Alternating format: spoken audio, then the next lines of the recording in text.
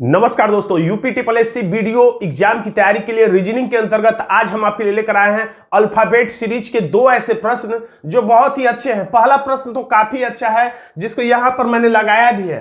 इसको सबसे पहले आप खुद से सॉल्व करके देखिए और इसमें क्या मजा आता है। इस प्रश्न को सॉल्व करने में काफी आपको मजा आने वाला है। बहुत ही अच्छा प्रश्न है। वीडियो के लगभग सभी रीजनिंग के प्रश्न काफी अच्छे हैं। तो चलिए देर न करते हुए हम लोग शुरू करते हैं। और ये 2018 की परीक्षा में पूछा गया प्रश्न है। तो देखिए, इस प्रश्न को जब हम लोग सॉल्व करते हैं अपने परंपरागत तरीके से, क्योंकि जैसे हम लोग सॉल्व करते हैं तो अल्फाबेट सीरीज में क्या होता है, या तो प्लस होता है या तो माइनस होता है। ऐसे प्रश्नों में यानी कुछ जोड़ा जाता है या कुछ घटाया जाता है, या कभी कभी हूबहू के आधार पर भी होता है। हूबहू का मतलब इसी में से ई का कोड आई है तो इसमें भी ई का कोड आई होगा, ऐसा ही कुछ होता है। तो दो में से एक उसी आधार पर होगा। इसको हम लोग चेक करते हैं। अगर प्लस माइनस के आधार पर चेक करें तो ई के बदले में आई लिखा है, यानी FGHI, यानी कह सकते हैं प्लस 4 है। x के बदले में y लिखा है, ये भी समझ में आ रहा है, यानी कि लग रहा है कि प्रश्न हल हो जाएगा। x है तो y यानी कि प्लस 1 कर दिया है। फिर t के बदले में u लिखा है तो TU यानी कि प्लस 1 कर दे रहा है। अब e के बदले में i लिख रहा है, यानी FGHI यानी प्लस 4 फिर कर दिया, यानी कि भी लग रहा है ठीक ठाक है। यानी यहां +1 फिर 4 कर दिया। ऐसा आगे कुछ और होगा तो थोड़ा सा और आगे चेक करिए। उससे बढ़िया कि थोड़ा सा इसको भी चेक कर लीजिए, क्योंकि दोनों में जो प्रक्रिया हुई वही तीसरे में होती है। ऐसा नहीं कि इसमें +4 है इसमें +10 है, तब दोनों में से किस प्रक्रिया को हम लोग फॉलो करेंगे। तो इसमें P है और इसमें Q है, यानी इसमें +1 हो गया है। अब उसके बाद A है तो B C D E, अब +4 आया।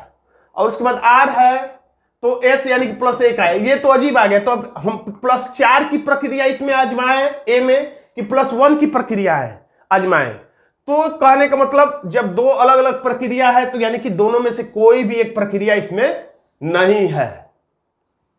जब दोनों में अलग अलग प्रक्रिया आ रही है तो किस प्रक्रिया को हम लोग फॉलो करेंगे, +4 को या +1 को, यानी कि दोनों में से कोई नहीं है। तो अब बच जाता है हूबहू के आधार पर चेक कर लिया जाए। हूबहू का मतलब ई के बदले में आई ही होगा, एक्स के बदले में वाई होगा।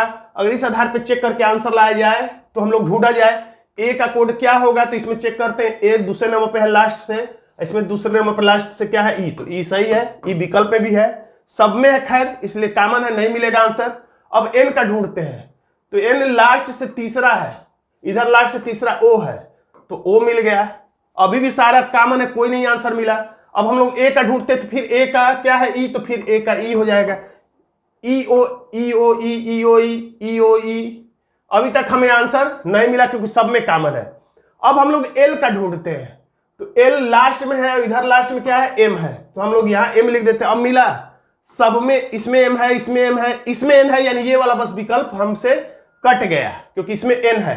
लेकिन अभी भी सभी विकल्पों में एम है। हम लोग आगे बढ़ते हैं, वाई का ढूंढते हैं तो इसमें कहीं वाई नहीं, इसमें देख लेते हैं, इसमें भी कहीं वाई नहीं है। तो अब हम लोग वाई का कोड कैसे ढूंढेंगे, तो वाई का कोड कैसे ढूंढेंगे, तो ये भी कह सकते हैं कि सभी विकल्पों में जेड है तो हम लोग जेड रख के भी देख सकते हैं। लेकिन ऐसा नहीं होता है कि कॉमन रहे, यानी कुछ बात और भी इसमें लग रहा है कि है।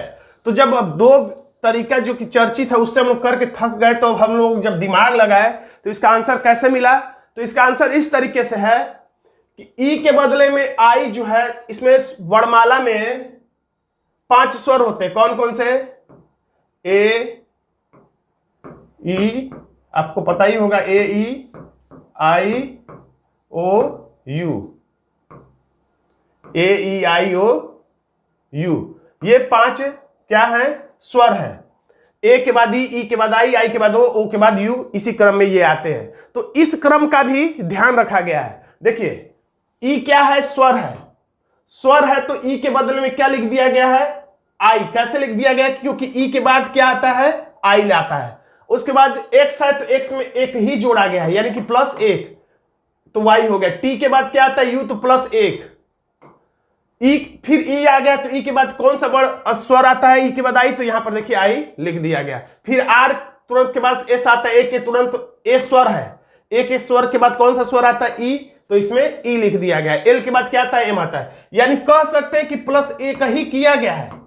जब व्यंजन रह रहा है तो +1, लेकिन स्वर रह रहा है तो प्लस अगला स्वर।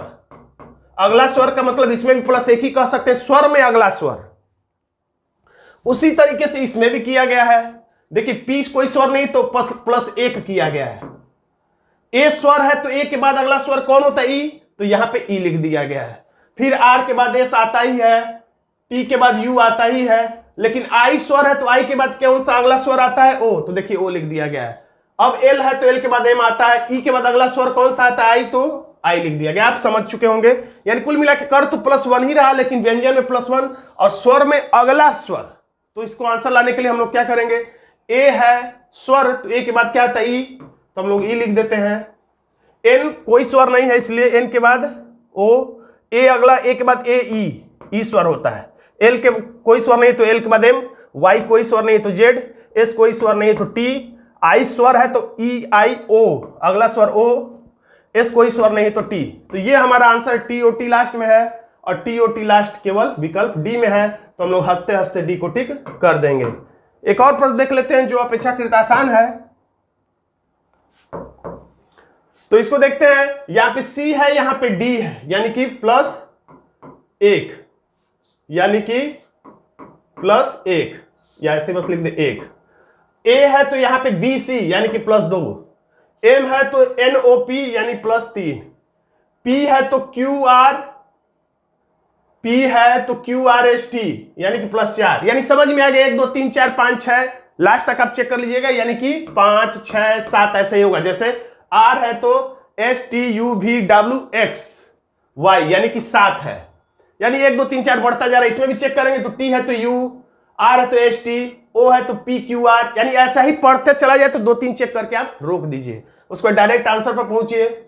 अब P में 1 जोड़ेंगे तो Q, L में 2 जोड़ेंगे तो MN, U में 3 जोड़ेंगे तो VWX, M में 4 जोड़ेंगे तो NOPQ। तो 2 4 से ही सामान्यतः आंसर आ जाता है। नहीं अगर आएगा तो हम लोग आगे और चेक करेंगे।